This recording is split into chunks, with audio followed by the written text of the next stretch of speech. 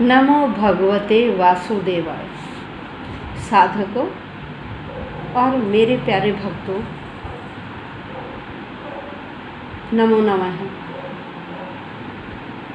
हम श्रीमद् भगवद गीता के द्वितीय अध्याय का श्रवण कर रहे हैं। कल तक हमने श्लोक संख्या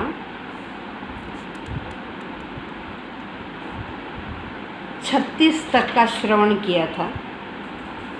उसमें क्या था कि श्री कृष्ण अर्जुन को समझा रहे हैं कि हे अर्जुन, आप युद्ध के लिए तैयार हो जाइए। यदि आप अब युद्ध से विमुख होंगे तो अभी तक जितना आपका मान सम्मान है वह सारा अपयश में बदल जाएगा।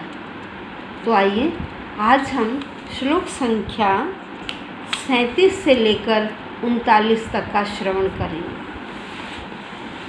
तो यहाँ क्या है, यहाँ भी श्री कृष्ण अर्जुन को यही कह रहे हैं कि देखिए, यदि आप युद्ध भूमि में मृत्यु को प्राप्त करोगे तो आपको स्वर्ग की प्राप्ति होगी, और यदि आप युद्ध भूमि से विमुख हो जाओगे, नहीं लड़ोगे, तो आपको अपयश की प्राप्ति होगी। तो श्लोक संख्या 37 पर आइए। हतो वा प्राप्स्यसि स्वर्गम जित्वा वा भोक्ष्यसे महिम तस्माद् उत्तिष्ठ कौन्तेय युद्धाय कृत निश्चय है। यहाँ कहते हैं कि हे अर्जुन, यदि आप युद्ध भूमि में जीत को प्राप्त करते हो तो आपको क्या होगा, आप राज्य भोगोगे। यदि आपको जीत की प्राप्ति होती है तो आप राज्य सुख को भोगोगे, और यदि आप युद्ध भूमि में मृत्यु को प्राप्त हो जाते हो तो आप स्वर्ग को प्राप्त करोगे। कि युद्ध भूमि में यदि मृत्यु को प्राप्त होते हैं तो भी हमें कुछ न कुछ प्राप्त होता है, यदि हम जीत जाते हैं तो भी हमें प्राप्त होता है। तो दोनों गतियों में ही हमें प्राप्ति है। ऐसा नहीं है कि किसी गति में हमें कुछ नहीं मिले। अब आइए शब्दशः है हतो वा मारे जाने पर, प्राप्स्यसि प्राप्त करोगे, स्वर्गम स्वर्ग को, मारे जाने पर आप स्वर्ग को प्राप्त करोगे। जीतवा वा और जीतने पर, महिम भोक्ष्यसे, महिम पृथ्वी का, भोक्ष्यसे भोग करोगे, भाई पृथ्वी पर राज्य करोगे। यदि आप जीत जाते हैं तो आप पृथ्वी पर राज्य करोगे। तस्मात् इसीलिए उत्तिष्ठ उठिए, इस मोहमाया से बाहर आइए। कौन्तेय, हे कुंती पुत्र अर्जुन, हे कुंती पुत्र अर्जुन, इसलिए आप उठो। युद्धाय, युद्ध के लिए कृत निश्चय है, निश्चय कर लीजिए। युद्ध के लिए निश्चय कर लीजिए और खड़े हो जाओ। युद्ध करने के लिए संकल्प करो और खड़े हो जाओ। अब इससे आगे देखते हैं क्या कहते हैं। सुख दुखे समय कृत्वा लाभा लाभौ जया जयौ ततो युद्धाय युज्यस्व नैवं पापम अवाप्स्यसि। अब यहाँ कहते हैं कि देखिए, इस संसार में क्या क्या है भाई, सुख दुख है, लाभ हानि है, जय पराजय है। इन सबको आप बराबर समझो, ये मत समझिए कि कोई किसी से कम है। इन सबको बराबर समझकर आप युद्ध के लिए तैयार हो जाओ, युद्ध करने के लिए खड़े हो जाइए। तो आइए शब्दशः सुख दुखे, सुख और दुख में, सुख और दुख में समय कृत्वा, समय समान भाव से, सुख और दुख को समान भाव से कृत्वा करके या समझकर, सुख और दुख को समान भाव से समझकर, फिर करें लाभा लाभौ, लाभ और हानि को भी समान समझकर, उनको भी समभाव समझकर, फिर जया जयऊ, जय होता है जीत और अजय होता पराजय। जीत और हार इन दोनों को भी क्या करो, समय कृत्वा, समान समझकर। किस किस को? सुख दुख को, लाभ हानि को, जीत और हार को समान समझकर।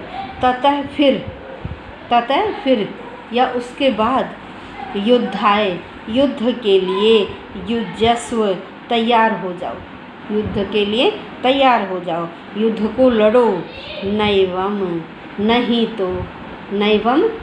तो पापम, पाप को अवाप्स्यसि, प्राप्त करोगे। क्या समझाया कि देखिए इस संसार में क्या है, क्या क्या है, हम किसके लिए इतनी भागा दौड़ करते हैं? किसके लिए? लाभ के लिए। भाई या तो हमें लाभ मिलता है किसी चीज़ में या हानि हो जाती है। दूसरा, या जीत होगी या हार होगी। फिर कहा कि सुख और दुख, भाई या तो हमें सुख मिलेगा, सुख नहीं मिलेगा तो दुख मिलेगा। कह रहे इन सब चीज़ों को आप समान समझिए, चाहे वो लाभ हानि है, चाहे सुख दुख है, हमें इन अवस्थाओं में सम रहना चाहिए। आपने देखा होगा कि देखिए यदि हमारे ऊपर कोई मुसीबत आ जाती है तो हम अपना धैर्य खो बैठते हैं और रोना धोना शुरू कर देते हैं, और कोई सुख प्राप्त होता तो हम इतने खुश हो जाते हैं कि अपने बराबर ही नहीं समझते किसी को। मैं तो बड़ा खुश हो गया, मुझे तो बड़े सुख मिले हुए। यदि हमें लाभ होता है तो सोचते हैं हानि तो हमें मिलेगी ही नहीं। ऐसे ही जीत, जिसकी जीत होती है तो उसे बड़ा गर्व होता है कि देखो फलाने की हार हुई और मेरी बड़ी जीत हुई है। तो इन चीज़ों, ये सभी चीज़ें क्या क्षणिक, ये हमेशा हमारे साथ नहीं रहती।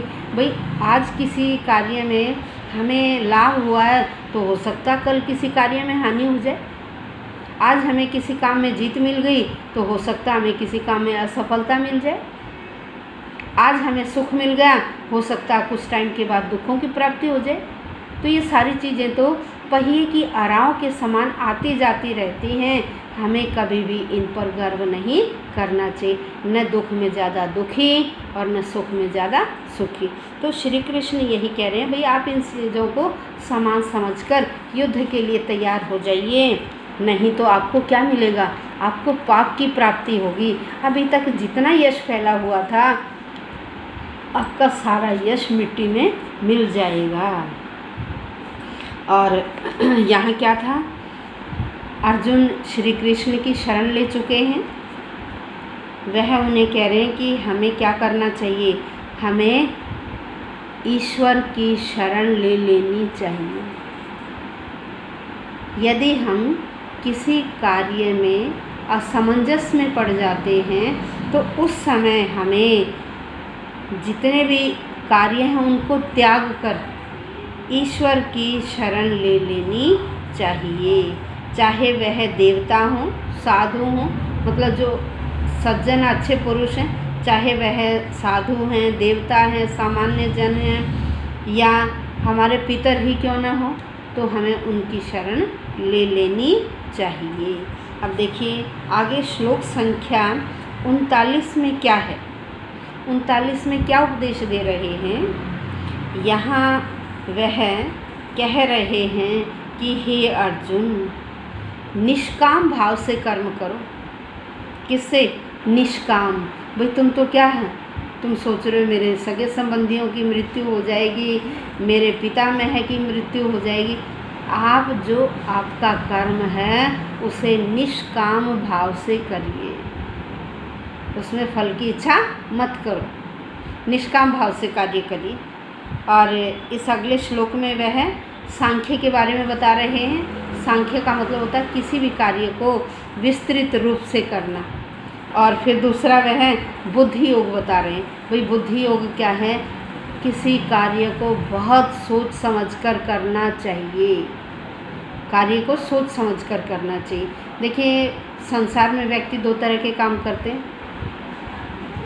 कुछ व्यक्ति तो कार्य तभी करते हैं, उसमें देखते हैं कि मुझे किस फल की इच्छा मिलेगी, और कुछ व्यक्ति फल की इच्छा नहीं सोचते, वे सोचते हैं कि केवल कर्म करना मेरा अधिकार है, यहाँ भी श्री कृष्ण अर्जुन को समझा रहे हैं, अरे आपका अधिकार केवल कर्म करना है, आपका अधिकार केवल कर्म करना है, आप फल की इच्छा मत कीजिए।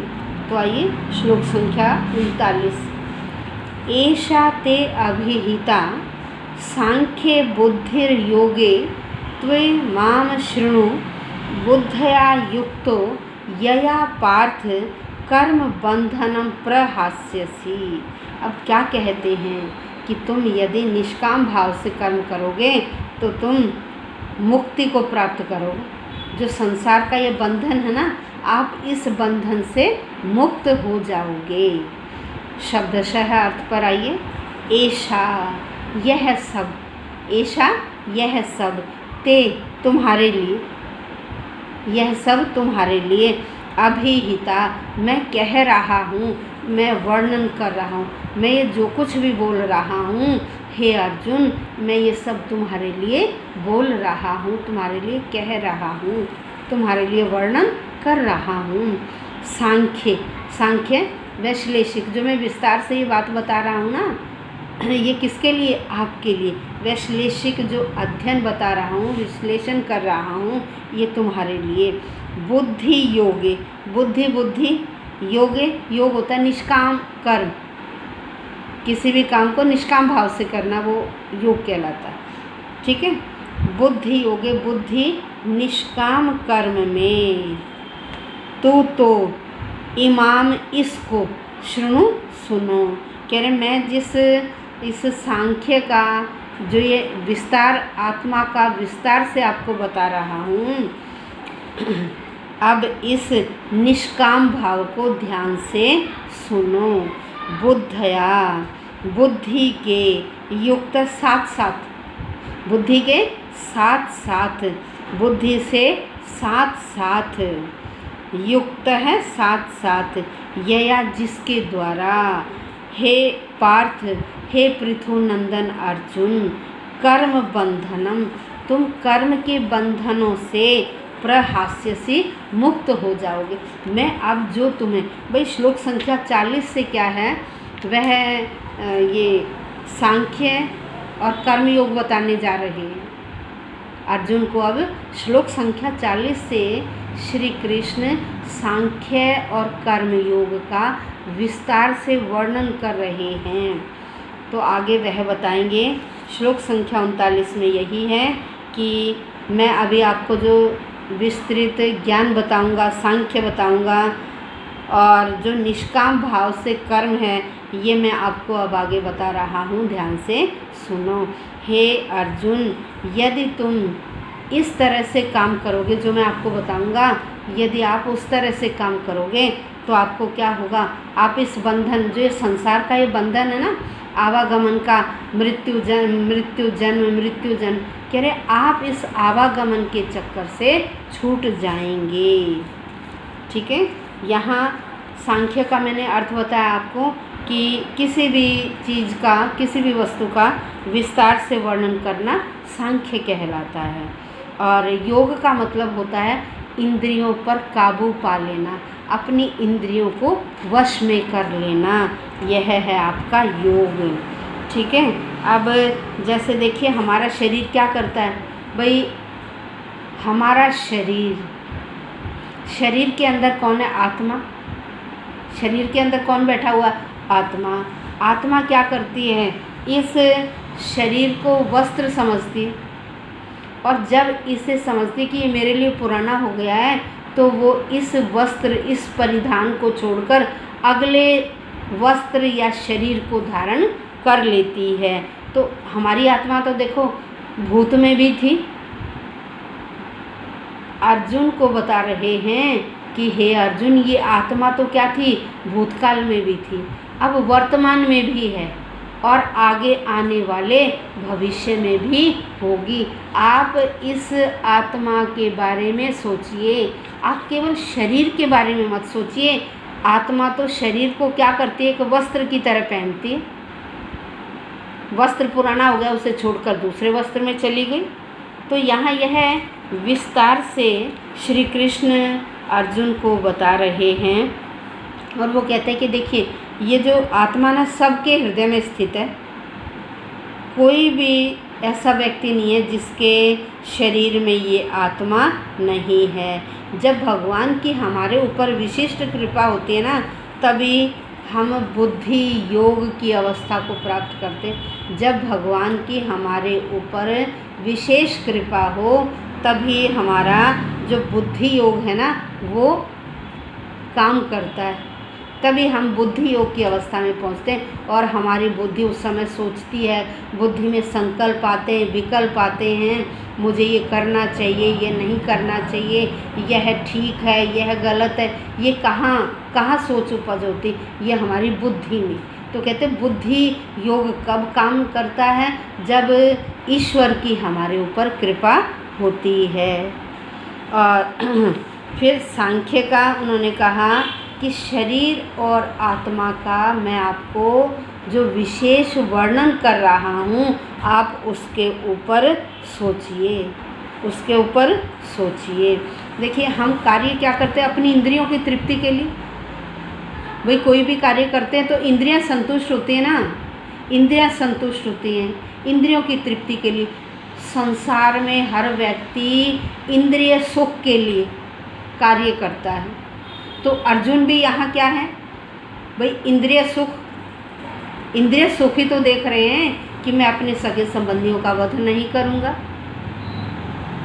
अब यहाँ श्री कृष्ण ने कह रहे हैं भाई आप इंद्रिय सुख को त्यागिए, अरे आत्मा के बारे में सोचिए।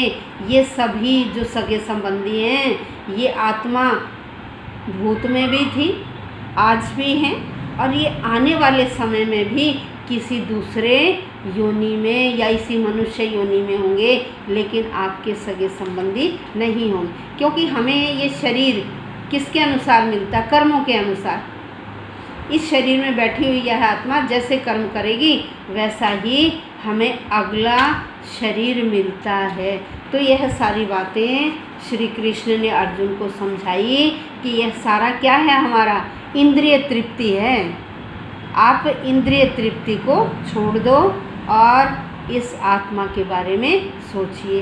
तो अब हम कल श्लोक संख्या 40 से 40, 41 और 42, श्लोक संख्या 40 से सांख्य और बुद्धि योग या कर्म योग शुरू हो जाएगा, उसका श्रवण करेंगे। धन्यवाद साधुकों। नमो भगवते वासुदेवाय।